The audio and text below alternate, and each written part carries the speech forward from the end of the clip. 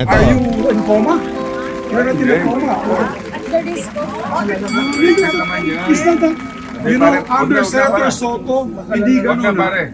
Pastusan na tayo dito eh. Alam nyo ba? Oh, eto. Alam nyo ba to? Oh, si Bato. Bato talaga oh. Bato-bato. Pika talaga oh. Bato!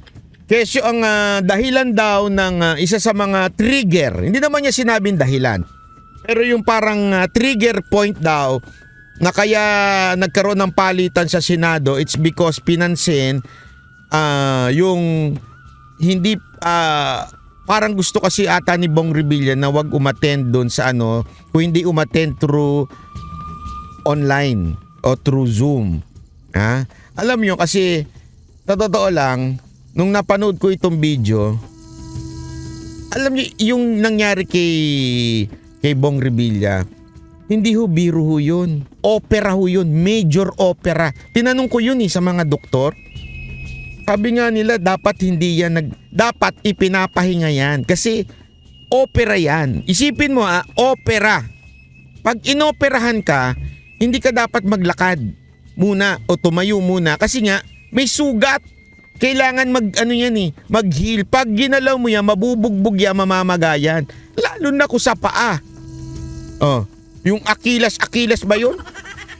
Oh, ito, panoorin ninyo Ito yung klarong komprontasyon. Naku po.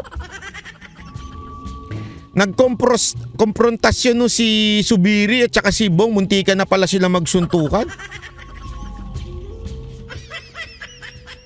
Muntikan na siya masabihan ng ito. Are you in coma? You're not in a coma. at the risk of Is that the, you know, under Senator Soto, hindi Wag na ganun. pare. Pastusan na tayo dito eh. Nirerespeto kita. Don't do that to yourself. Are you in coma? You're not in a coma. at the risk of Is that the, you know, under Senator Soto, hindi Wag na ganun. pare. Pastusan na tayo dito eh. Nirerespeto kita. Pinipigilan na siya ng ibang mga senator Etong kasi nagsasalita doon yung si Subiri. Ayaw niyang payagan. Alam mo, yung mga ibang senador ang nagtatanggol kay Bong Revilla. Sinasabi, sandali, intindihin naman natin ito. Kasi ang dahilan daw ni Subiri, naka-attend ka nung isang event, bakit di ka maka-attend dito sa Senate? Sinasabi nga ho nila, dahil doon sa event na inatinan niya, namaga yung paa niya. Okay? So, pumunta pa rin si Bong Revilla. Nagpunta pa rin siya. Okay? Tapos, nung pagpunta niya, sinabi niya na kung pwede yung susunod para gumaling. Kasi habang iginagalaw mo yan, namamagayan, ibig sabihin, lalong tatagal yung healing process niya. Lalong tatagal yung paggaling. Kaya nga, kesa na itulog mo ng isang, halimbawa, pag may sakit ka, itutulog mo ng isang malupitang tulog para gumaling ka na. Kesa dun sa hindi ka natutulog, tuloy-tuloy mo pa rin yung trabaho mo. Lalong hindi gagaling. So nagpunta na nga siya dyan para ipakita na willing naman ako pumunta, pero yung mga kapwa senador niya ang nagsasabi na wag na natin munang paatinin ito dito, pwede naman siyang i-zoom. Ngayon, parang napikon ata ito si Subiri na parang nagdi-disagree sa kanya yung ibang mga senador. Parang kinakambihan si Bong Revilla. Ngayon, hindi pa nakatiis si Subiri, nilapitan niya pa. Bastos din talaga Hindi. Sabi nga hanggang hindi ka daw nakokoma, gago ka pala. Antay mo pa talaga makoma bago hindi umatin yung tao. Pag nakoma na yan, hindi na talaga makakaatin yan forever.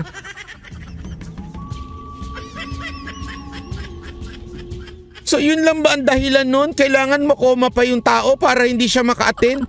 Pag nakoma yan, wala na yan. Dapat nang palitan yan. Hindi na yan capable na maging senador kung nakoma yan.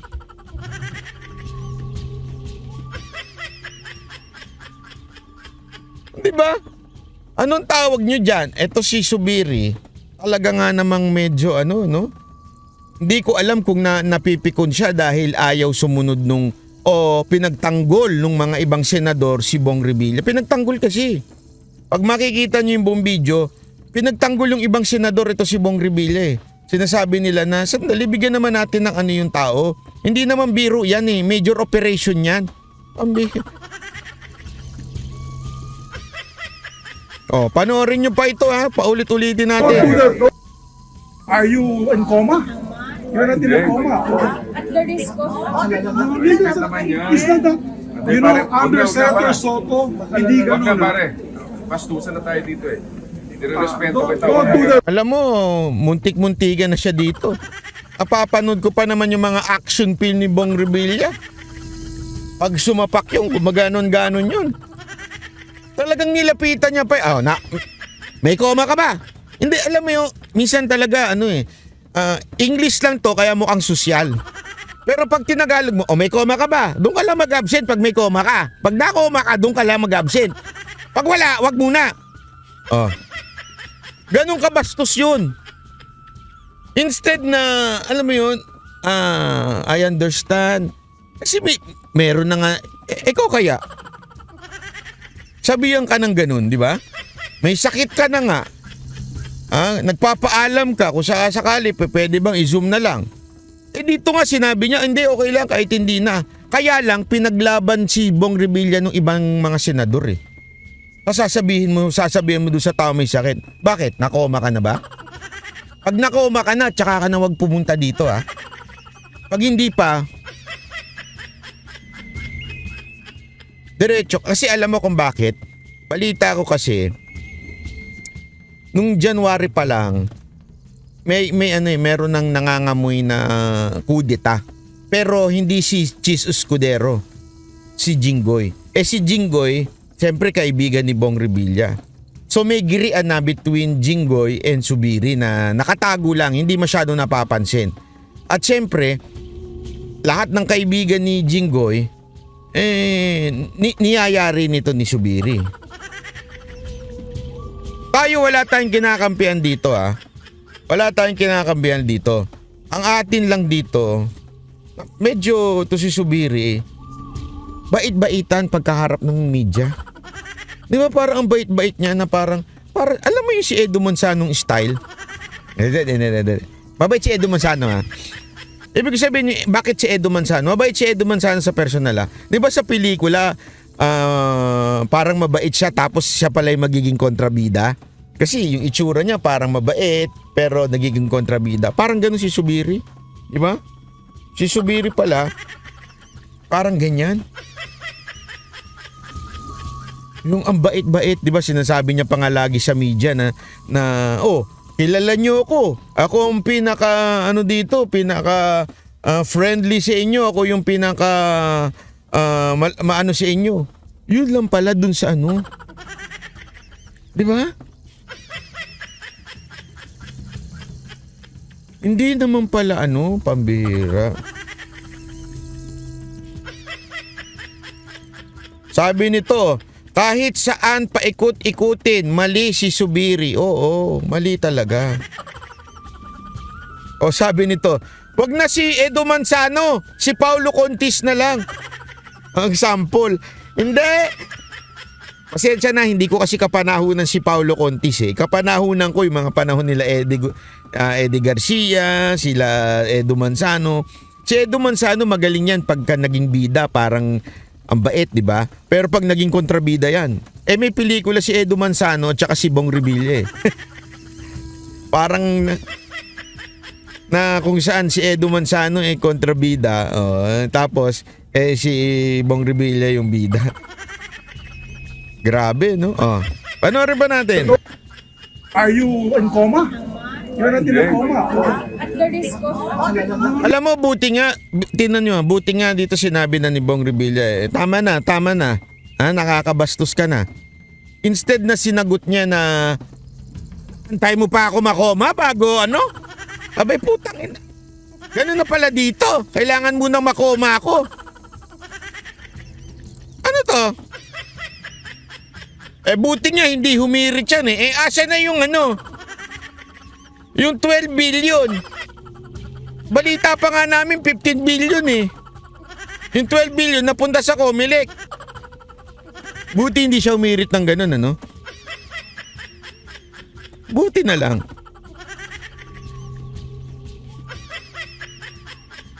Business naman yan. Is that Hindi, you know, pare, under huwag na, Senator pare. Soto, hindi Huwag na ganun. pare. Bastusan na tayo dito eh. Nirerespeto kita. Don't do that. Are you in coma? Oh. You're not in a coma. At the risk of Business naman yan. Is that Nakikita niyo yung ibang mga senador, na-shock sila kay Subiri kasi bastos eh. Jay Guevara, galit na galit ka na naman kay Maharlika, yari ka na naman. Sasabihin na naman nila, diniktahan kita. Ba't ka ba galit kay Maharlika? Mamaya meron na kayo paparinig sa'yo ha. Pero paparinig ko rin dito. Mamaya na yan. Kailan ba ito nangyari kay Zubiri? Siya pa ang Senate President nito eh. I think 2 days before mangyari yung kudeta. Pero hindi talaga ito ang dahilan. Hindi ito ang dahilan. Kaya lang lumabas ito ngayon. Nag-trending tong video na to. Kasi nga po, yung iba yung pinapakitang mukhang mabait. Si Subiri sa publiko. Pero hindi ba may paiyak-iyak pa. Bayani pa siya. Hindi naman pala ganun ang tunay niyang kulay pag nasa Senado. From Edo Manzano, nagiging Paulo Contis daw.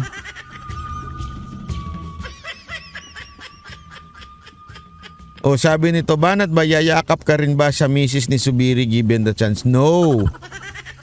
Sa misis ni Cheese, pwede pa. Huwag ganun, di na siya ang Senate President eh. Ang yayakapin ko na lang, yung asawa ng Senate President, kayo naman.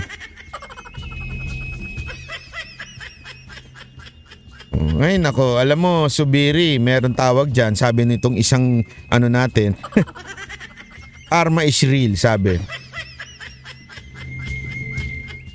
Hindi, kayo ho ba? Sa tingin nyo, ito isa sa mga nag-trigger sa mga senador? Ha? Posible kaya na napuno na yung ibang mga senador at sinabing tama na? Tama na yung pagpa-power trip mo, Subiri, tama na? Panahon na para palitan ka na? Oh, ito naman isa, sabi niya, Byron Chrysler. Ayoko yan, kapangalan ko yan, Byron Chrysler. Sabi ni Alexa G, posible. Oh, anong posible? Posible na nakita nila yung kabastusan at pagiging rough ni Subiri, kaya yun. Nako. Malamang yan ang nag-trigger, boss. O yun, sabi ng iba, malamang yan daw nag-trigger. Doble kara pala si Subiri. Oo nga eh. Sabi nila, pag angel ang muka, devil ang ugali. Uy, wag ganon. So, yung mukha ko, mukhang devil pero angel pala. Oh, isa na yan sa dahilan. Ayun, pwede, possible. Pwede. Oh, bakit di inethics ni Binay? Ay wala, malabo yung kaibigan niya si Binay. Very disrespectful naman ang ginawa ni Subiri. Nako. Hindi medyo may pagkabastos nga ito. Kasi pwede naman kayong hindi gawain to ng mga senador. Dapat alam mo, itong si Subiri, gawing na lang to, tambay eh. Mas maganda pa siguro maging tambay na lang ito eh. Di ba? O kaya maging teacher o principal. Isipin mo kunwari naging principal ito si Subiri o sabi niya, estudyante, koma ka na ba? Kung hindi ka pa koma, pumasok ka. Yeah. Buti na lang talaga hindi ito naging principal ko noon, tsaka teacher ko. Antakin mo, pag aantayin pa makoma ka. Alam niyo ba ibig sabihin ng koma? Komatos. Komatos ka. Bago ka hindi pwedeng pumasok. Komatos din na bumabalik yun sa dati. Sa pelikula meron. Pag niyakap ng mga mahar nila sa buhay yun. Di ba? Pero yung pambihirang buhay ito, koma ka na. Wala na, talagang tulala ka na, ganyan ka na lang. Pwede ka nang hindi umattend. Gago, hindi ka na dapat maging senador nun. Di ba? Buti na lang talaga hindi ito ang naging guro natin, ano?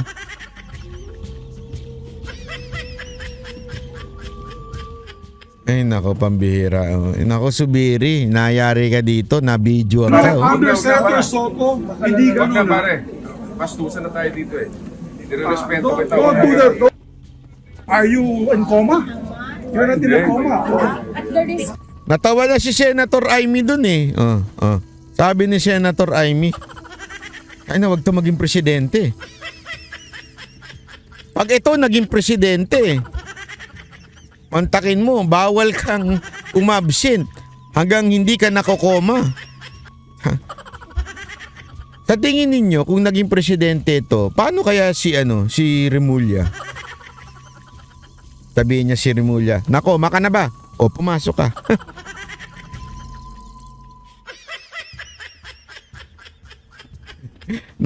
Nakakapamura nung nagpakaas ng are you in coma. Oo nga eh. Nakita mo yung tingin ni Villar, parang babatuhin ng si Sub. Hindi, kasi alam mo, pwede naman niya sanang lapitan na maayos. Kasi senador kayo eh. Lalapit ka na maayos, sabihin mo, pare, pagpasensya na natin na pag pinayagan ko ito, mahirap, baka ganito. Alam mo yun, I mean, magkakasama kayo dyan. Hindi yung namamagana yung paa, sobrang ano na yung tao, sasabihin mo, pare, pag nakoma ka, tsaka kita papayagan. Bastos eh, no? Anong balita kay Remulla, boss? Ewan ko eh. Buti nga, hindi ang presidente si Subiri. Kung ang presidente si Subiri, yari to si Remulla. Diba? Attendance lang yan, oo nga eh. A-attend pa rin sila via Zoom eh. Yun naman na sinasabi ni At least yan, totoong nasa ospital kung sakasakali. O, diba?